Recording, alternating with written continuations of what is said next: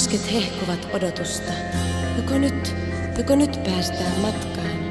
Joko nyt täyttyvät toiveet? Oi kapteeni Aika, kertokaa meille nuoruudesta. Mutta kapteeni Aika vain hymyilee, sillä tulevaisuus kertoo itsestään.